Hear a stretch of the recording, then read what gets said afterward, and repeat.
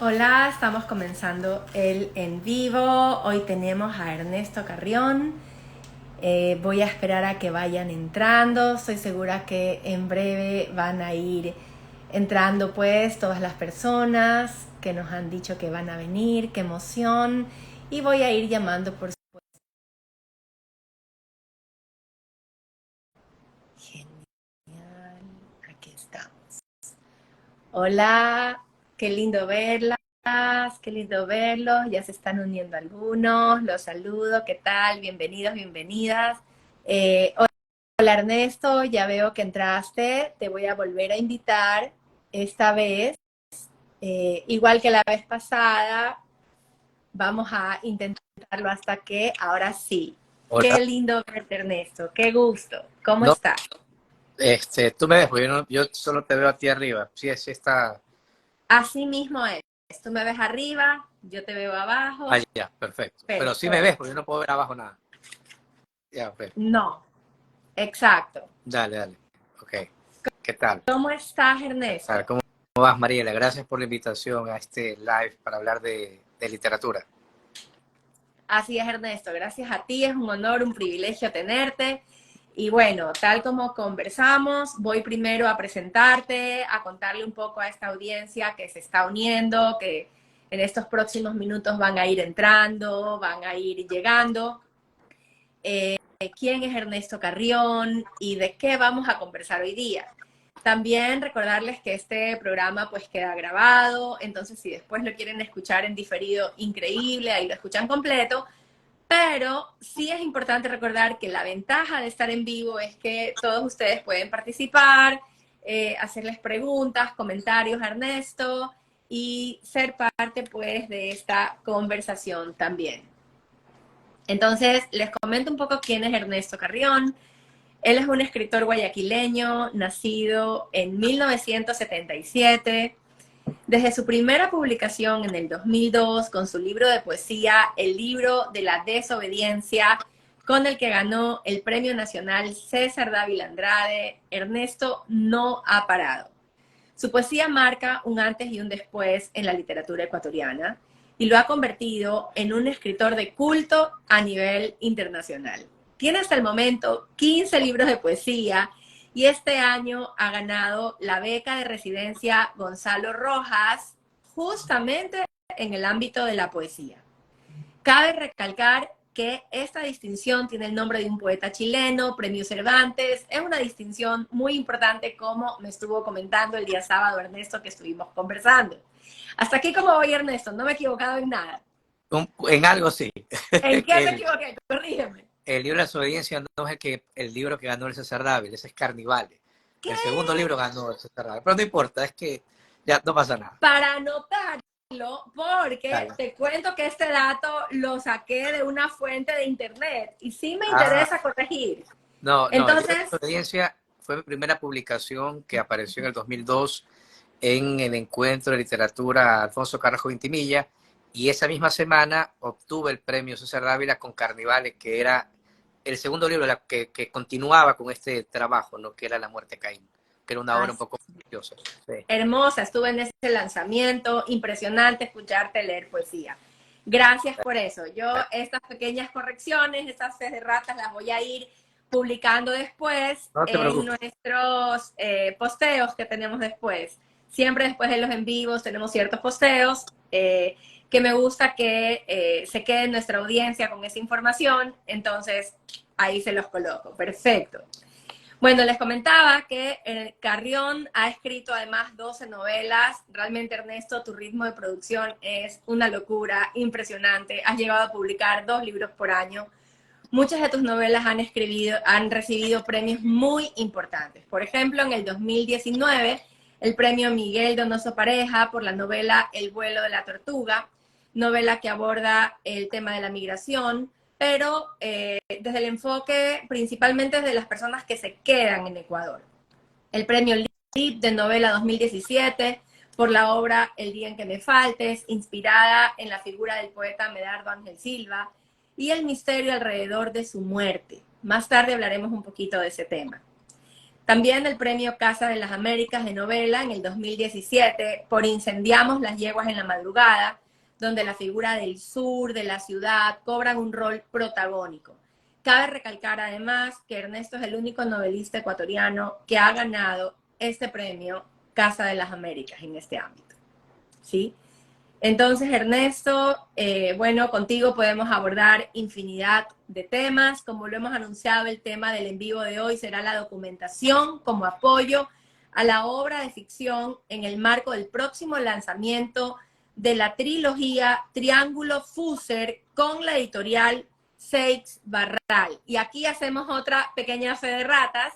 Importante entender de qué va el Triángulo Fuser y me gustaría que primero nos contaras ¿qué textos son los que incluye esta trilogía? Cuéntanos un poquito, Ernesto. Dale, gracias por la invitación.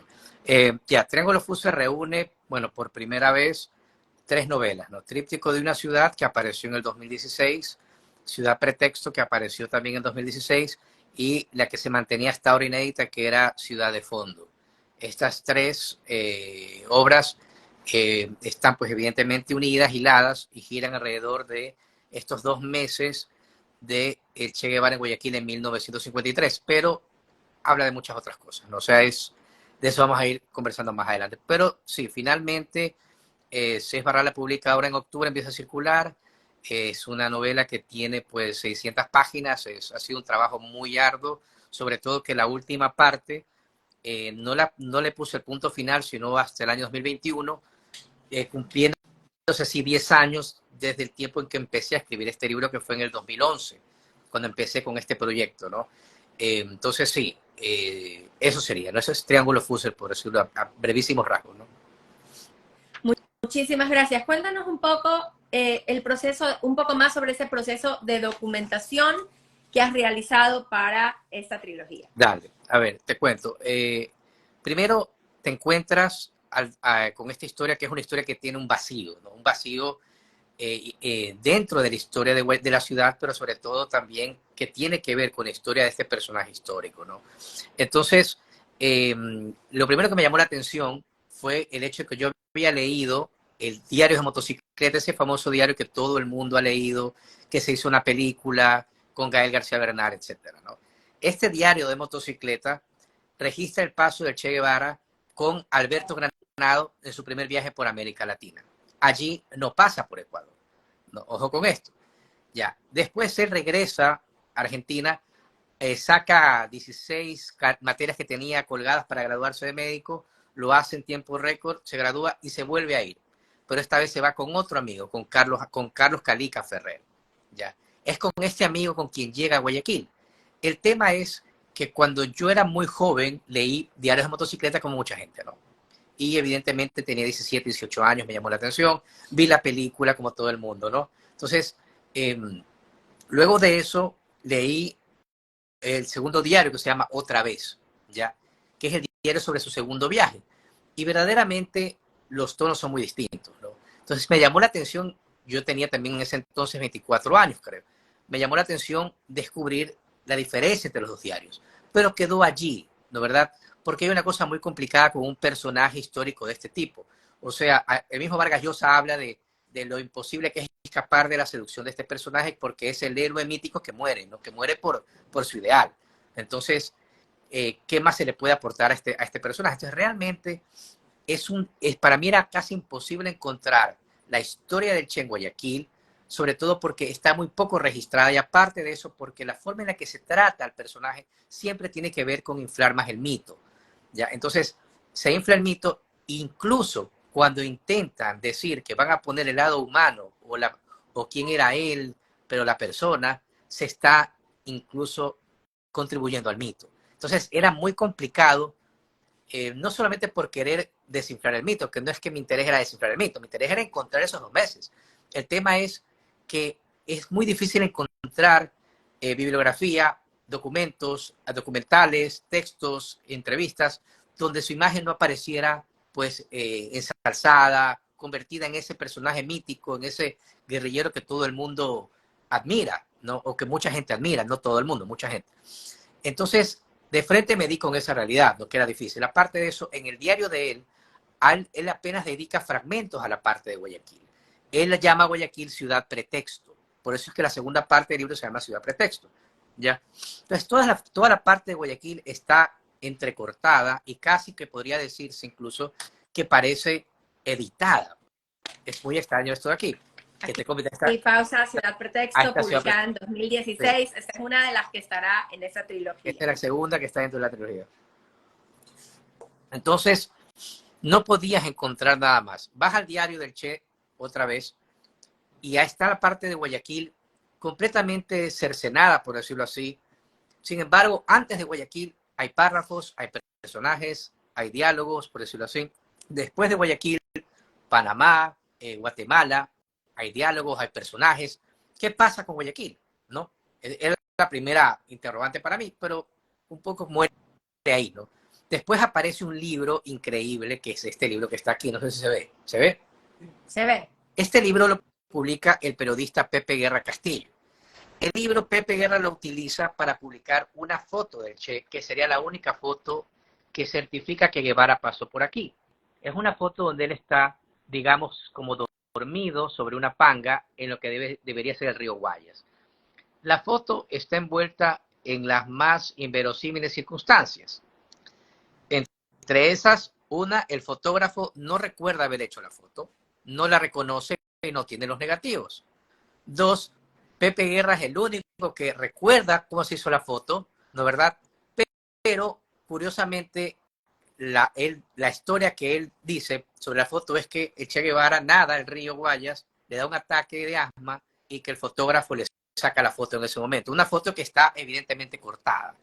O sea, el formato de la foto es un formato editado.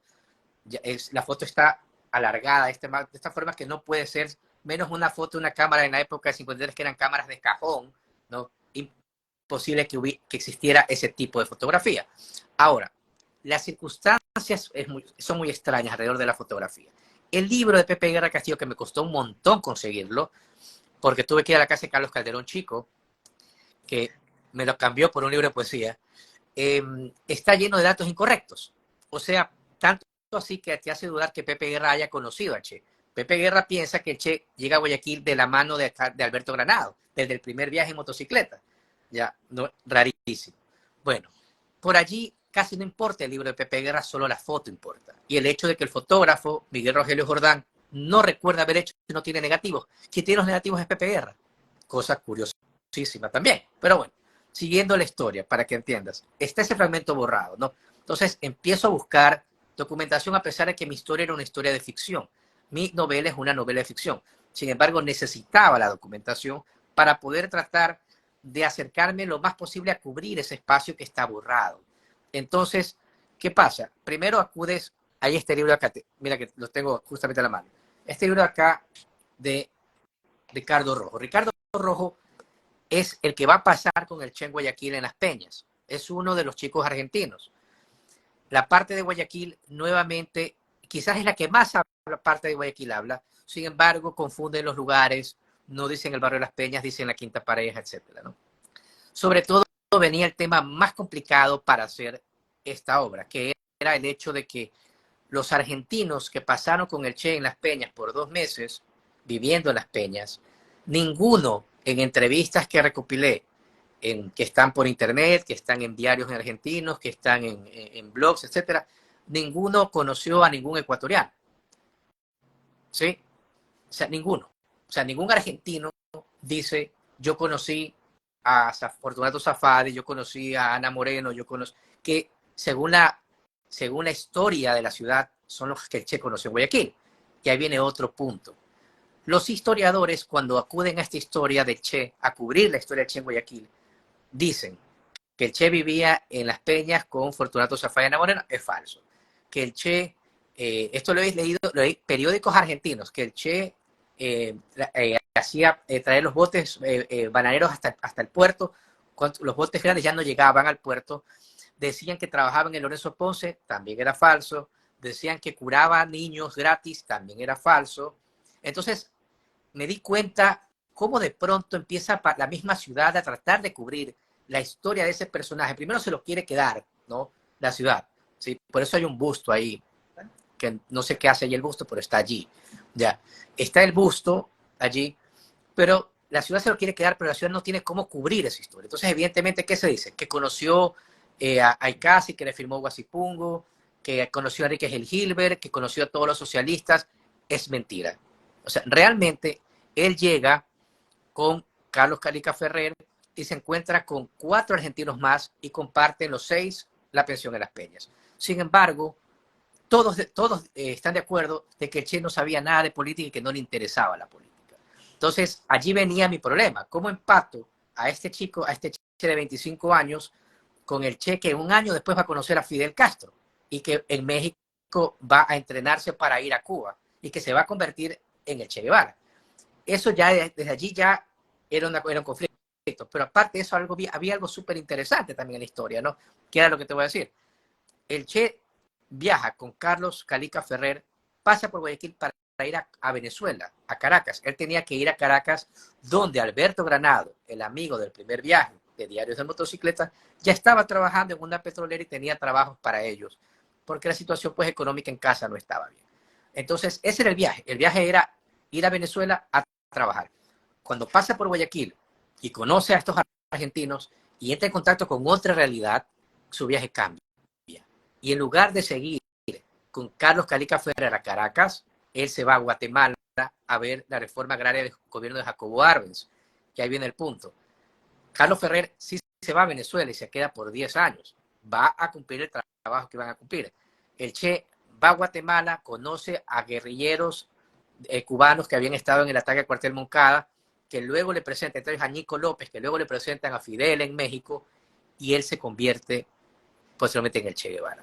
Entonces, es muy curioso pensar que si él, de no haber pasado por Guayaquil, su historia tendría que haber cambiado, sería otra su historia. Pero no solo su historia, sino la historia también de un continente. Si pensamos en la incidencia que tuvo su figura en movimientos guerrilleros de los 70, 80, etc. O sea, toda esa transformación se da solamente por un giro en las decisiones que ocurren en Guayaquil. Y ahí viene qué pasó en Guayaquil y por qué está borrada ese fragmento de la historia. Bueno, para eso van a tener que leer el libro. Pero en todo caso, sí, había todas estas imposibilidades, pero también había algo muy curioso con respecto a los diarios. El Che muere en el 67. Su diario, o el diario de motocicleta, vamos a decir, el primer diario de viaje, no, se publica en el 92, o sea, 25 años después de su muerte. ¿Ya? Y eso es algo que evidentemente llama mucho la atención. Entonces, como tenía que documentarme, seguí buscando información y evidentemente me di con el libro del padre. El padre del Che publicó un libro que se llama Mi hijo el Che por los años 80, creo, cuando el hijo murió, que es este libro que está acá. Ya. Entonces, en este libro, el padre va al estudio del Che cuando el Che muere y encuentra que su hijo estaba pasando a limpio el cuaderno de viajes. Y él nos hace el favor de reproducir fragmentos originales del cuaderno de viaje. Esos fragmentos sí aparecen en diarios de motocicleta, pero aparecen cambiados. Ahora, ¿eso qué significa? Significa que Diarios de Motocicleta es una novela de autoficción, reescrita por el Che Guevara, y quizás no terminada por él. Por eso tomó tanto de salir. No lo sé, ahí estaría especulando demasiado. Pero por eso es que Diarios de Motocicleta es tan lineal. Por eso tú ves el viaje de este chico que va cobrando conciencia en el camino y que va creyendo en las injusticias, que tiene que luchar, y Estados Unidos y todo lo demás. En cambio, el diario Otra Vez, que es este de acá, tú lo que ves es a un chico que va se emborracha, pierde la cámara fotográfica, es errático, llega a Guayaquil, o sea, un diario. Porque ¿qué es un diario, Mariela? Un diario son retazos de conciencia de alguien que va poniendo paulatinamente cosas, proyecciones, sueños, de verdad, decepciones, o simplemente anotaciones, ¿no? Eso es un diario. Un diario tiene que estar lleno de vida, y para estar lleno de vida tiene que ser fragmentario, tiene que verse esos retazos, no puede ser lineal, menos algo como una novela. Entonces ahí me di cuenta de la diferencia de los dos diarios y de que el truco está en cómo la gente los ha ido manejando con el tiempo, ¿no? Entonces, evidentemente, ante todo eso, cómo plantear ya la novela, ¿no? Pero ahí paro que puedas Exacto. preguntarme, sí. Entonces, nosotros estamos enfrentados aquí a un texto, a una trilogía, a 3 novelas en una novela, que además ya nos contarás que tiene varios géneros, que tiene pues cuento, cartas, investigación periodística, hasta un guión cinematográfico, y que tiene una profunda investigación que desafía muchas de las publicaciones históricas erradas en la figura del Che de Guayaquil, y que por un lado las corrige, las rectifica, retoma, digamos, investigación real que tú has realizado, pero que por otro lado también ficcionaliza, llena vacíos. Pero estos vacíos que llena, estos vacíos históricos que llena tu personaje, están hechos, tienen la finalidad de, digamos, dar solución a este misterio, de qué pasó en Guayaquil para provocar ese cambio o ese desvío en el destino del joven Ernesto Guevara hacia convertirse en el Che. ¿Estamos bien hasta ahora? Yo creo que el tema es que verdaderamente, como lo plantea un poco hacia el final de la novela, hay un texto escrito por Wilfrido Corral que analiza el libro, ¿no? La novela histórica como tal no se puede reinventar quizás, porque la novela histórica también servía para cubrir, pues, no solamente para legitimar ideologías, ¿no? ¿Viste? Para eso estaba también la novela histórica, para gente que estaba a favor o en contra de ciertas tendencias ideológicas del momento, ¿no? Entonces, en este momento, una novela histórica para mí no tiene cabida y no tenía cabida la novela histórica, y mi idea nunca fue esa. Entonces, para poder crear esta obra y encontrándome inmediatamente con un montón de cosas que serían polémicas con respecto a la figura de Guevara, porque realmente lo primero que voy a encontrar en todas son las ausencias, ¿no?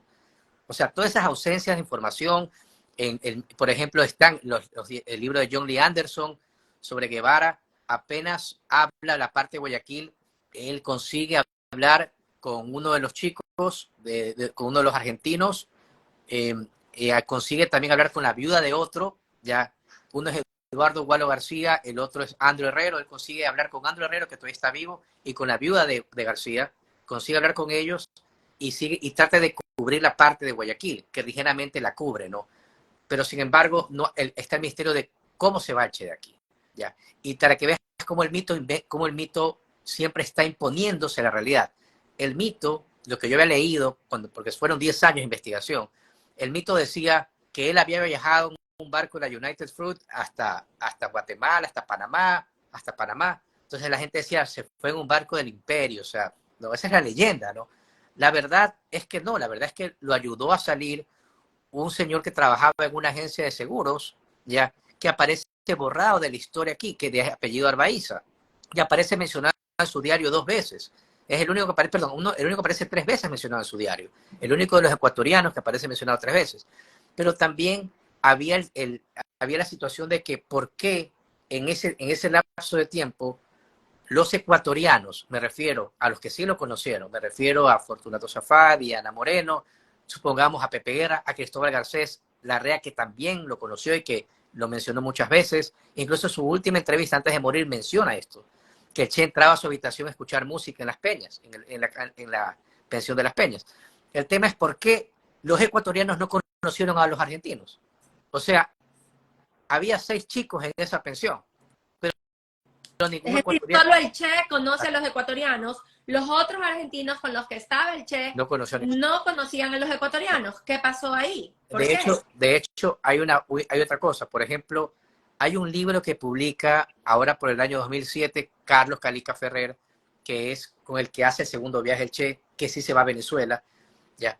Y él publica el libro, para mí, copiando los nombres del diario otra vez, porque el Che menciona a Jorge Maldonado Renela, pero cuando lo han transcrito han puesto Reinilla en vez de Renela, ¿ya?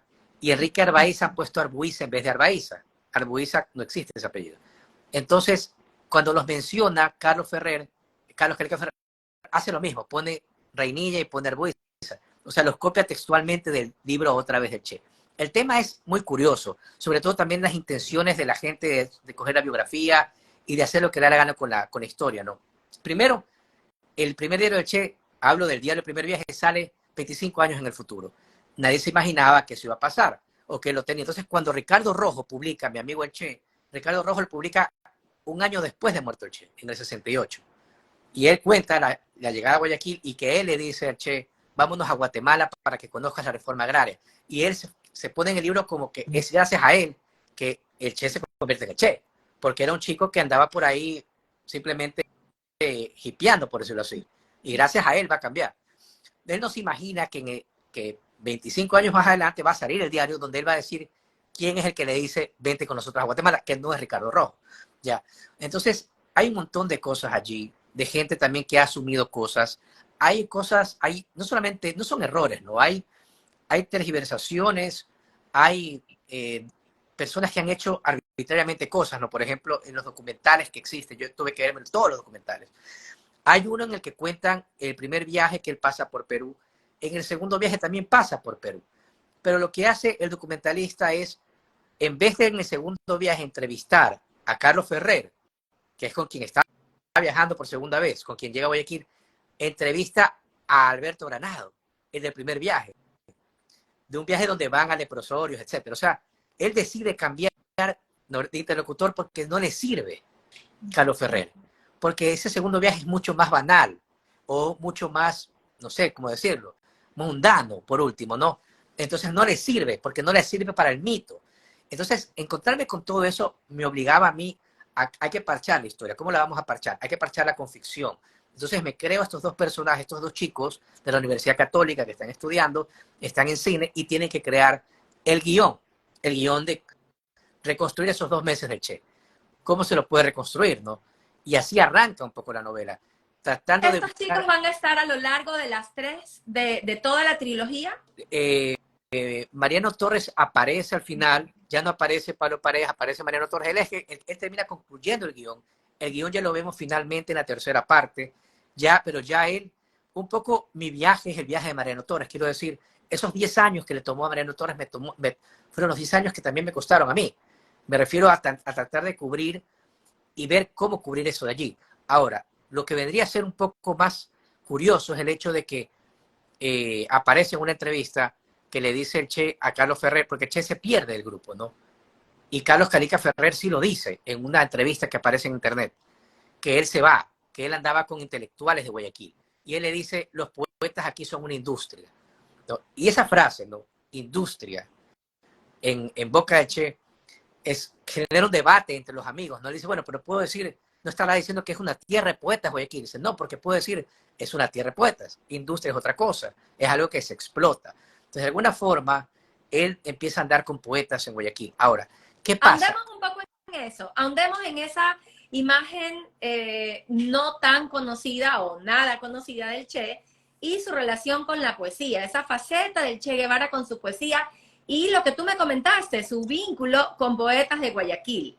Entiendo que esto es algo que tú vas a abordar en Triángulo Fuser y que viene justamente pues de esta investigación que nos cuentas. Sí, a ver, me parece que quizás no hay una novela, no existe realmente un documental donde se aborde su relación como poeta frustrado, ¿ya? O sea, Guevara incluso educaba con poesía, en la selva en Bolivia educaba con poesía, pero aparte de eso, él escribió poesía, ¿sí? Escribió, leyó poesía y sobre todo, pues, era un género que cultivaba y un género que asumo le generaba algo, ¿no? Entonces, esa faceta me interesaba.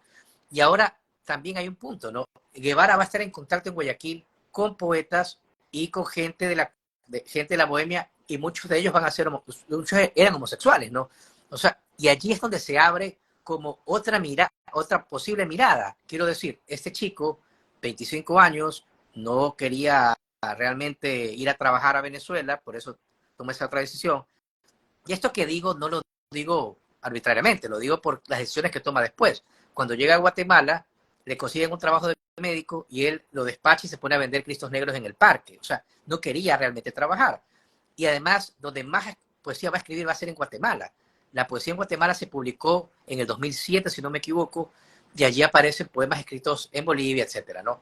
Y incluso me parece a mí que hay una estética que yo la vincularía un poco a David Ledesma, que es un personaje que aparece y muy importante en Triángulo Fuser.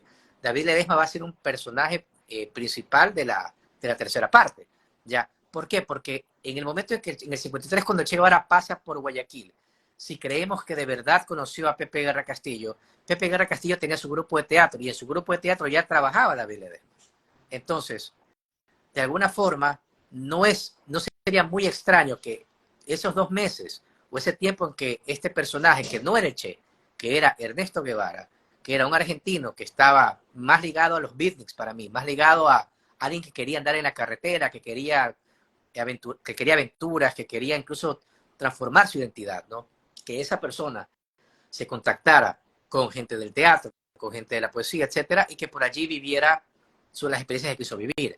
Entonces, es allí donde van a entrar estos vacíos, ¿no? Entonces, no solo estos vacíos, sino también estas cuestiones polémicas, ¿no? Por ejemplo, ¿y a qué me refiero? Me refiero al tema de las cartas, ¿no? Me refiero al tema de... Hay un cuento de Pedro Jorge Vera que se llama Las cartas del Che. Ese cuento de Pedro Jorge Vera está en La muerte siempre gana. Ese cuento, él se lo dedica a Ana Moreno. Tenemos que entender que según lo que se piensa hasta ahora es que el grupo de Che era solamente Ana Moreno, su esposo Fortunato Zafadi y estos intelectuales de izquierda. Me refiero a Gil Gilbert, etc. Realmente, el círculo del Che, de los fragmentos que se pueden encontrar en su diario, no de los fragmentos que hay allí, se sabe que era Maldonado Renela, que es el que primero lo conoce, ya, que era Enrique Arbaiza, que está borrado de la historia, Fortunato, Ana Moreno, pero también Cristóbal Garcés Larrea vivía con él en la pensión, ¿sí? Y también está evidentemente Pepe Guerra, que publica la foto y que dice que lo conoció. ¿Ya? Y de allí se sumerge por todo este laberinto de posibilidades. Entonces, en ese cuento, supuestamente dice Pepe Guerra en su libro, porque Pepe Guerra habla de este cuento en su libro, de que Maldonado Renela hurta 4 cartas que le manda el Che Guevara al grupo de Guayaquil agradeciéndole, porque gracias a él puede viajar, a Guatemala, puede seguir viaje, Panamá, Guatemala. Y que esas 4 cartas es la hurta porque él se enamora del Che en Guayaquil. Y como se queda enamorado del Che, pues decide quedarse con esas 4 cartas como si tuviera un tesoro supremo, ¿no? Como que las cuidara como con un celo, ¿no? Eso dice Pepe Guerra en su libro. Lo acusa a Maldonado Renela, lo acusa de ladrón y dice que Maldonado Renela no puede negar la foto que él tiene porque si no él lo va a acusar de homosexual. Así tal cual está en el libro. ¿Ya? Lo cual es totalmente escandaloso, porque empieza a girar todo alrededor de que algo está pasando aquí. ¿Qué pasó en Guayaquil? ¿Ya? ¿Por qué toda esta gente se pelea? ¿Sí? O sea, ¿por qué Pepe Guerra dice esto? ¿Por qué Maldonado Renela oculta las cartas y se queda en silencio? Las cartas nunca se han publicado.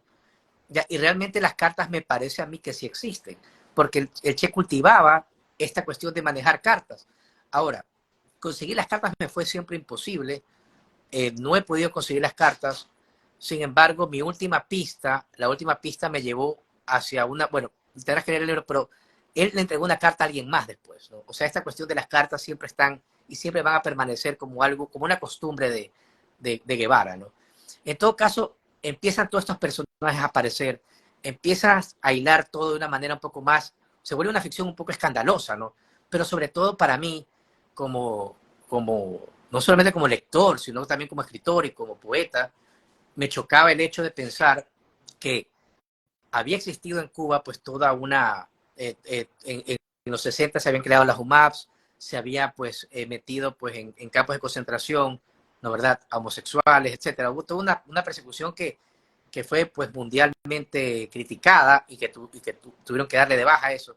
Y pensar que esa misma persona que estuvo allá, quizás estuvo en Guayaquil, pues con un montón de amigos que lo ayudaron y que eran homosexuales y no tenía ningún problema en ese momento, no porque era otra persona, ¿no? Entonces allí la ficción, ¿no verdad?, empieza pues a volverse un poco escandalosa y me obliga a mí a tratar de cómo uno los puntos con todo esto de aquí. O sea, cómo descubro quién era esa persona de 25 años que pasó por aquí, que no se parece al que pasa un año, 2 años después, ni se parece al comandante, y tampoco se parece a quien de alguna manera estaba allí cuando había campos de concentración para disidentes y para homosexuales, ¿no? Que es un crimen, que ha sido un crimen hasta ahora terrible. Entonces, allí entra para mí David Ledesma con fuerza, porque David Ledesma va a Cuba, él era comunista, él manejaba un programa de radio en Guayaquil que se llamaba Hola, aquí Cuba, creo que aquí Cuba, y recogían dinero para la isla, ¿no? Cuando recién había ganado la revolución. O sea, era alguien que creía mucho en esto, ¿no? Y cuando llega a Cuba,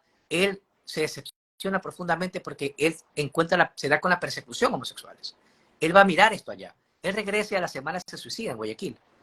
Entonces, el suicidio de David Ledesma tenía que explicármelo también, ¿no? ¿Verdad?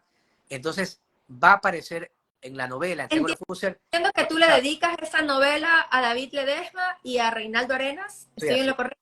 Sí.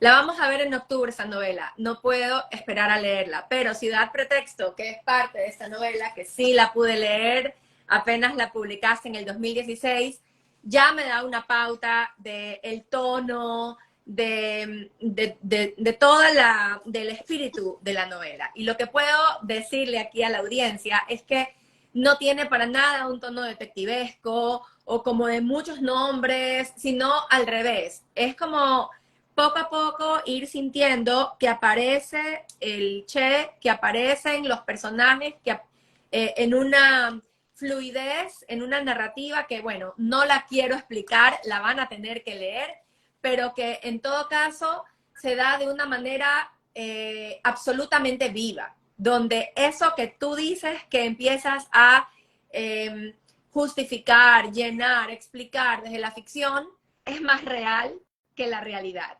Y es totalmente verosímil. En ese sentido, encuentro un paralelismo, pues, con tu novela inspirada en la figura de Medardo Ángel Silva, El día que me faltes. Lo comentábamos el sábado.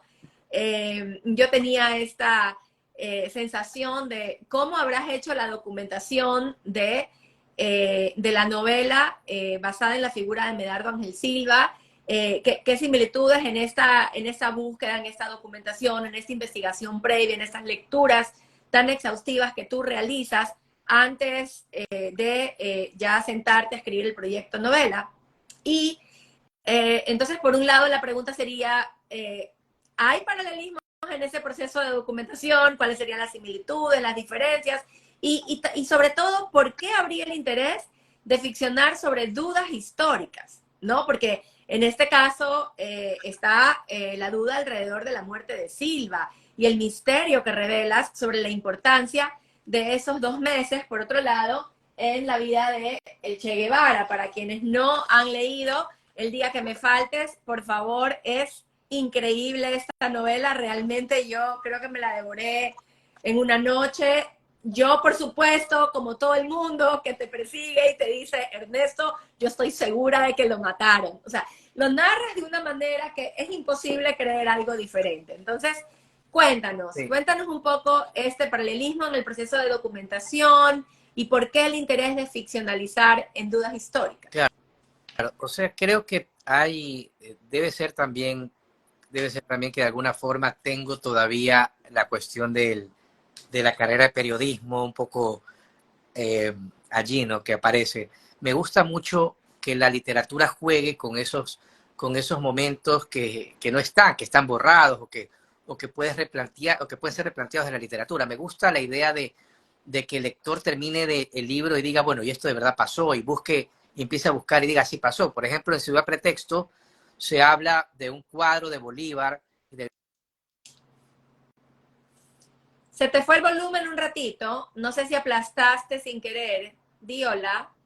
No, probablemente aplastaste sin querer el micrófono. Ahora sí, perfecto. Te decía que en Ciudad Pretexto, por ejemplo, hay un fragmento, un pedazo, porque Ciudad Pretexto habla sobre, continúa tratando de contribuir a la figura de Guevara, de descubrir quién era la persona de 25 años. Por eso es que me parece que al final la propuesta de Triángulo Fuser es ver finalmente al chico de 20, por decir chico, o al hombre de 25 años que pasó por aquí, ¿no? ¿Verdad? Más que ver a un guerrillero, a un futuro guerrillero, vemos a la persona, ¿no? Con penas, con dudas, en su humanidad, en su huérfana humanidad, por decirlo así. Ya, pero hay un fragmento en el que, en esa parte, se encuentra con William Burroughs. Esto es ficción, porque William Burroughs, el escritor beatnik, él pasa en el 53 también. Entonces, me encantaba que pasaron el mismo año por Guayaquil y les creo este encuentro ficticio de una tarde. Pero ellos hablan en una bodega empiezan a hablar y escuchan sobre que Bolívar había pasado, se había enfermado en Guayaquil y había viajado a la Isla Santay. Y aparece un retrato de Bolívar en la Isla Santay donde él está apuntando un mapa que está en blanco. Y viene el cuestionamiento de para quién era el lienzo, qué representaba, estaba cercado en ese momento el Libertador, etcétera, ¿no? O sea, como dudas. Y alguien lo leyó y dijo, ¿sabes que yo fui a buscar el cuadro existe? El cuadro de Bolívar pintado por Antonio Salas existe. Claro, digo, sí, exacto, sí. Pero eso, que el lector vaya y busque pensando, me está bromeando esto el autor o es verdad. Y encuentra, dice, es verdad. Ahora, lo de Bernardo Ángel Silva, evidentemente, la novela iba, pues una novela de género negro, pero la idea era justamente indagar sobre su muerte. Ahora, leí pues evidentemente la biografía de Romeo Castillo y lo primero que te das cuando lees la biografía de Romeo Castillo es, uno, que el mismo biógrafo dice que no puede decir que él se mató, porque dice que la bala entra pues a 5 milímetros detrás de la oreja y nunca sale la bala al Ernesto, cráneo. después de esa explicación, ¿cómo pensar Que claro, que algo él se mató así, diferente? o sea, es absurdo. Por eso, entonces a ver, Romeo Castillo solo se le ocurre decir que para él está, Bernardo Silva juega con el arma y como está jugando se le escapa. Pero si se te escapa la bala iría, te golpearía el cráneo, iría hacia la pared. No puede ir de atrás hacia adelante y menos quedarse alojada. Para mí es evidente que alguien dispara por atrás. Pero no solo eso, sino que en el parte, en todas las versiones que hay que están en el libro de Romeo Castillo, dicen que no tenía huella de pólvora en la mano. Dice que movieron el cuerpo, lo limpiaron de sangre. En el parte que hace el fiscal que llega al lugar, es un parte totalmente racista. Dice, si no fuera por ciertos rasgos finos, estamos hablando de un negro. Y dice, era poeta. Cuando alguien dice lo mataron, dice, era poeta y pobre, ¿quién lo va a matar? O sea, así dice, o sea, se concluyó que era suicidio. Y aparte, pues, Rosamada, Rosamada, me parece que la madre y alguien más, hay alguien más en esa casa, ahorita no me acuerdo el nombre, que aparece todo en la novela. Sí. Son llevados pues a declarar y todo lo demás, ¿no? Lisandro, son llevados a declarar, pero nunca más aparece nada más, simplemente se determina eso como suicidio, se archiva y inmediatamente aparece esta historia que va tomando los diarios, que va cubriendo las salas de literatura, que después pasa a las aulas, que después lo dicen los maestros, que se repite en los periódicos y que pasa por décadas, que el poema El alma en los labios es su nota de suicidio. Un poema que él publica antes en un periódico. Segundo, ¿cómo un escritor como él no va a dejar una nota de suicidio? No deja nota de suicidio, ¿sí me entiendes? O Total. sea, el público consumió su poema como su nota de suicidio y lo dio por hecho. Pero eso no es lo peor. Los dos casos se parecen en algo lo mismo, te voy a decir. Lo peor es que el gesto de Bernardo Ángel Silva, quizás mal leído por gente que siguió diciendo que se suicidó y lo romantizó. Romantizar el suicidio, o sea, el poeta que se mata delante de la amada y se dispara en la cabeza, ¿no? Otros poetas lo imitaron, como Chintón Los Santos. Fue y dijo, quiero hacer comer, y fue y se mató. Y otros poetas se han ido suicidando hasta los últimos poetas, que el Que es Verácio y más. otro tema que tú abordas en tus novelas O también. sea, el gesto del poeta suicida que empieza con Bernardo Ángel Silva se sigue repitiendo hasta hace unos años. Y quizás viene de un error, que es lo más curioso. Ahora, lo mismo puede ser, ¿a qué me refiero? La gente quiso leer diarios de motocicleta como un diario, alguien que va a la carretera y descubre la pobreza y decide empuñar un fusil, cuando es una obra de ficción. Incluso el padre mismo lo dice, encuentra hojas a máquina dentro del cuaderno donde él estaba reescribiendo el diario. O sea, es una novela de autoficción, pero nadie la ha querido consumir así. La gente la ha querido consumir caprichosamente como un diario, como algo real, cuando no lo es. ¿Ya? Entonces, de hecho, te digo, o sea, hay un pasaje que se habla de una carrera de autos uruguayos en la que en el pasaje que el papá recoge, el Che Guevara con Alberto Granado se están robando unas botellas de vino y las están guardando, ¿no? Y luego la dueña se ha dado cuenta y les ha quitado las botellas. Ellos ya pensaban y no querían trabajar, eso lo dice. El mismo pasaje, escrito en Diarios de Motocicleta, dice, nos levantamos como los mayores obreros a trabajar temprano, está convertido en otra cosa. O sea, ya está pasado por el tamiz de la ideología. El mismo texto. Entonces tú dices, bueno, es una autoficción, pero a nadie le interesa eso, ¿no? Entonces sí, me gustó en el caso de Leonardo del Silva crear la duda, pero sobre todo si tú me preguntas a mí, o sea, me parece que hay un gesto terrible también en que la gente siga con facilidad, no solo repitiendo lo del suicidio, sino también tratando de romantizar un suicidio que quizás no lo fue. Sobre todo cuando el mismo biógrafo certificado, Abel Romeo, que todos lo hemos leído, que todos sabemos que es el biógrafo que habló con la mamá de Leonardo Silva, que recogió la documentación, él mismo lo dice en su libro.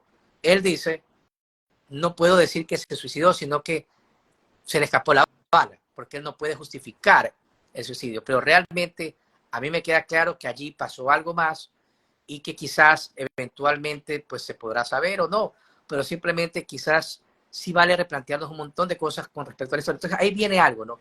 ¿Cómo haces novela? ¿Por qué vas a hacer novela histórica ahora? ¿O para qué, de qué te va a servir? Cuando puedes jugar con la ficción. Y por último, ¿no? Esto no se trata de, ¿qué te puedo decir? Por ejemplo, en mi novela, uno de los personajes le dice, cuando le cuenta esto a la periodista, le dice, pero Abel Romeo Castillo se queda callado porque él le está robando el poema Romance en mi destino. Ahora, ¿por qué dice esto mi personaje?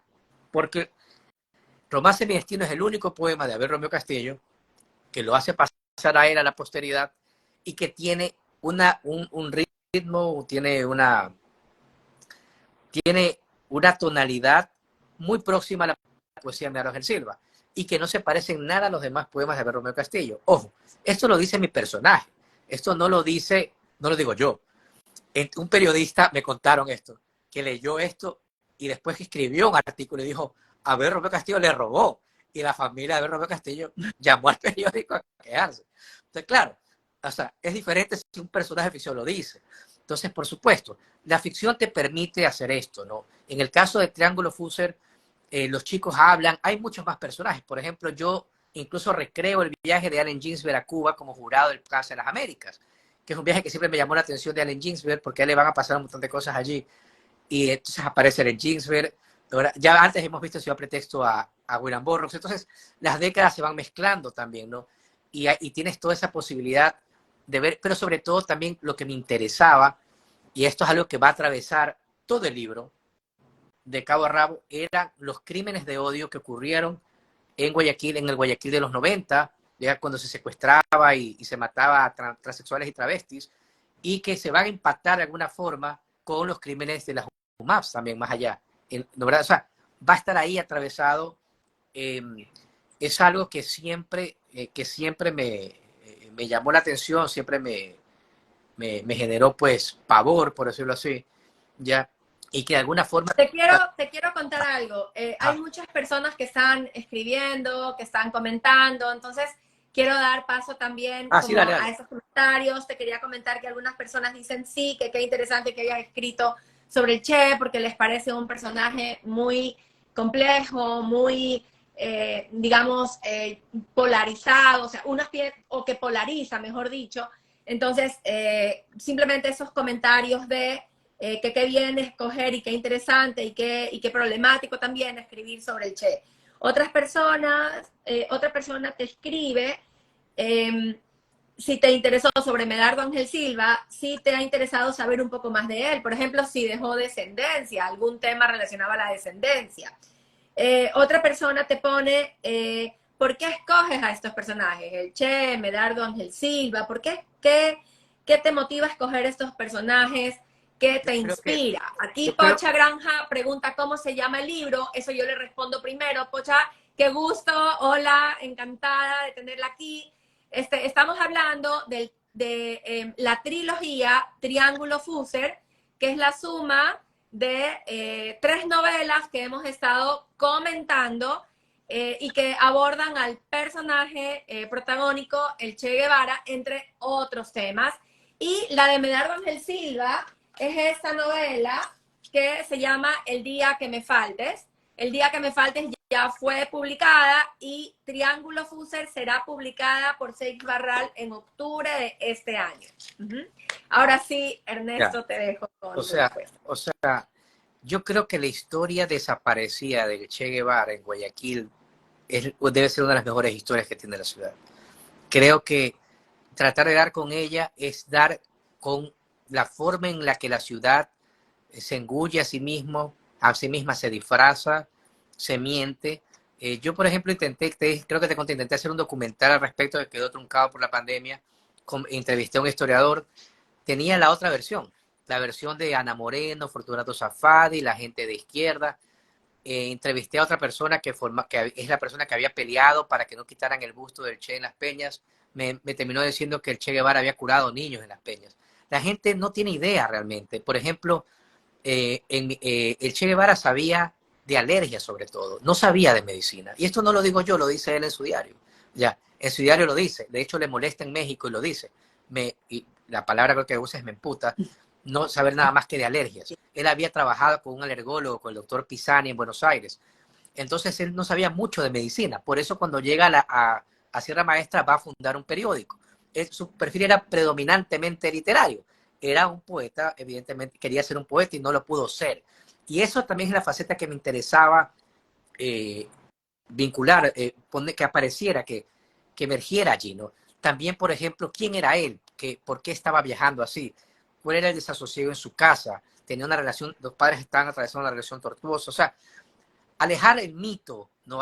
Sobre todo, por ejemplo, el busto que está en Las Peñas, no le hace justicia no solamente a él, sino a la ciudad tampoco, porque la persona que pasó por aquí tenía 25 años, no tenía ni el pelo largo ni barba, no era guerrillero, era alguien graduado de medicina que estaba viajando para ir a trabajar a Venezuela. Todavía no sabía que iba a ser guerrillero siquiera, ¿ya? Pero allí está ese busto, que encima no se le parece un poco como Bob Marley, algo así, ¿no? Pero no es la primera vez que estas cosas pasan en la ciudad. Ese busto lo aceptó, si no me equivoco, Guillermo Chan, cubriendo a Jaime Nebot. O sea, el Partido Social Cristiano fue el que autorizó ese busto. Luego de que hubo un debate por años, no sé si te acuerdas ese debate que hubo que no dejaban desembarcar la escultura de León Febres Cordero y que ellos no dejan, entre Correa y Nebot. Entonces, toda esa discusión al final parece que era toda una película, ¿no? O sea, una cosa así. Entonces, Guayaquil tiene estas cosas, ¿no? Y también viste que está lo del pues el hemiciclo de la Rotonda, Bolívar y San Martín, ¿no? Este monumento del que William Burroughs habla en su novela Queer, y yo lo pongo en el epígrafe de Ciudad Pretexto, la segunda novela, ¿no?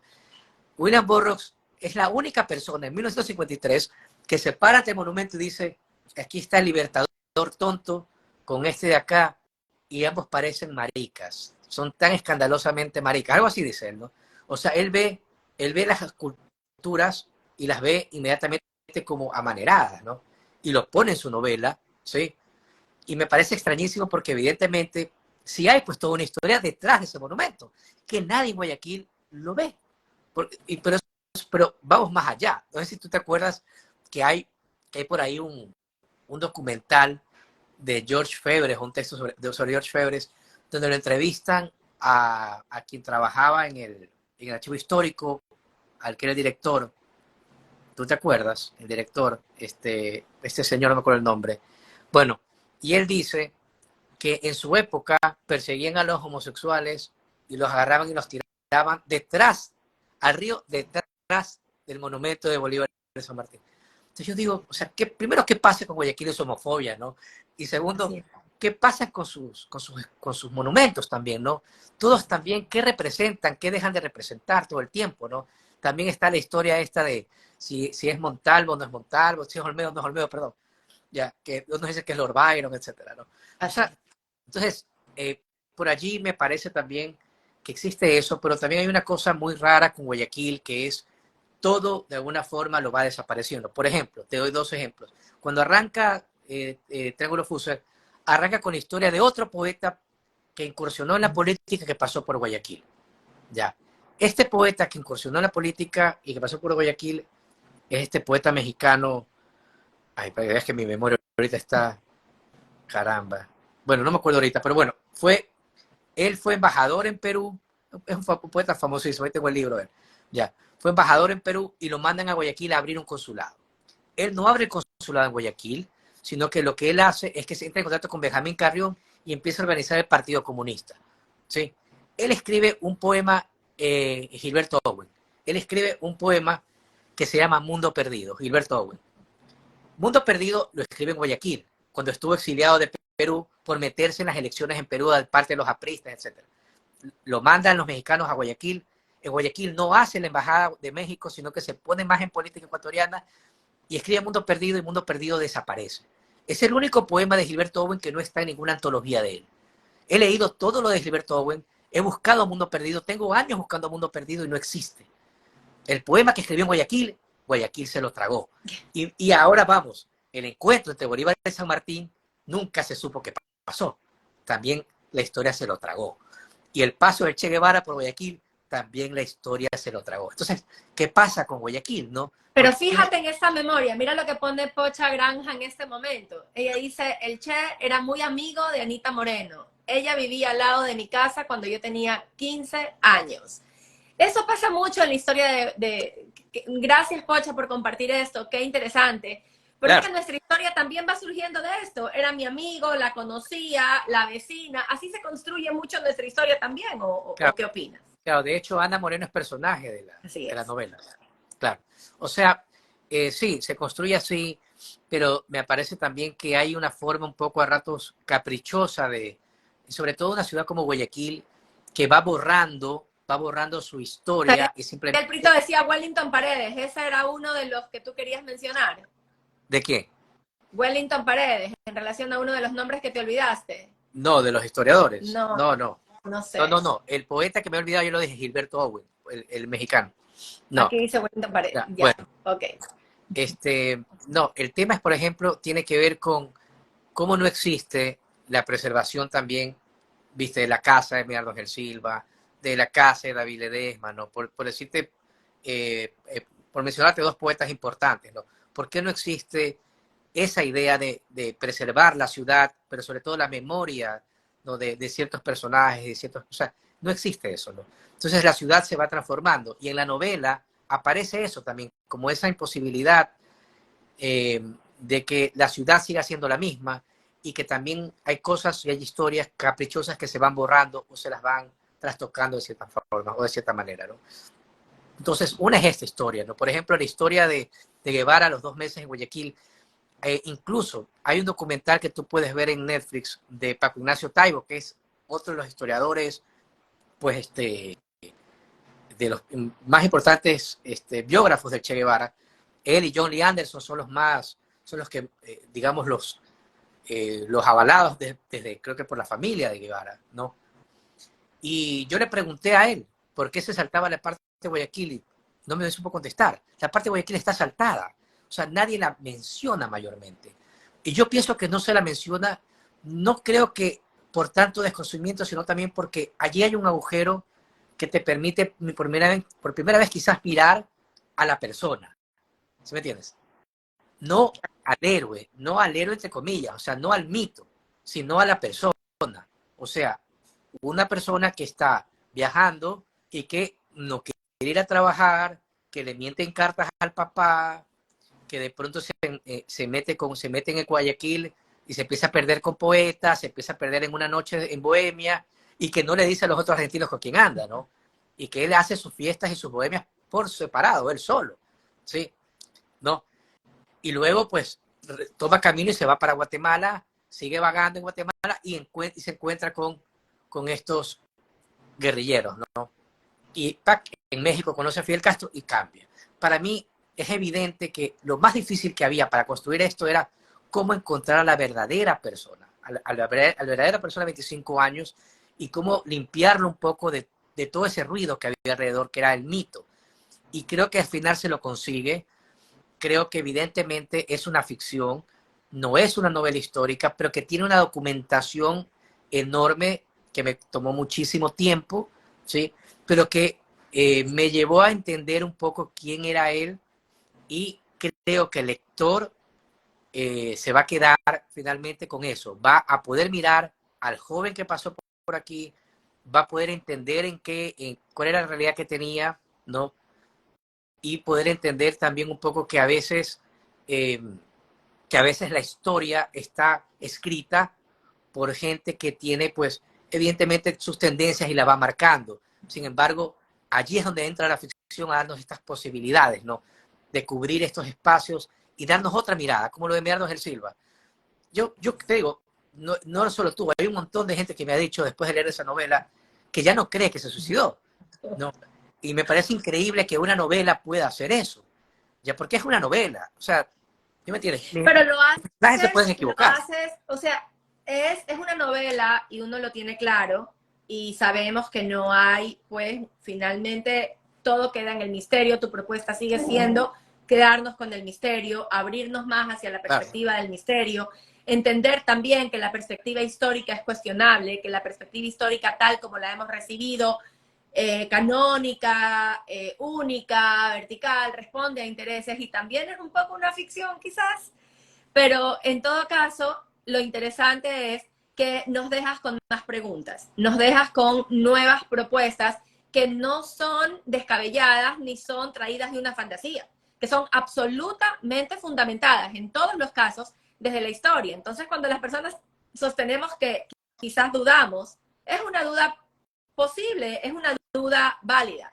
Y me parece correcto que la literatura nos lleve a eso, a cuestionar, a revisar, a repensar, no a una verdad absoluta, porque ya hace rato sabemos que eso como tal no existe. Hay algunos comentarios que te están poniendo, por ejemplo, en el viaje a Guayaquil y su relación con los homosexuales, cambia la figura del macho alfa del mito, eso te comentan aquí. Yo creo que, También te mira, comentan es que eso curioso. nos suele pasar a los poetas, perdernos en Guayaquil, me he reído. Es verdad, sí.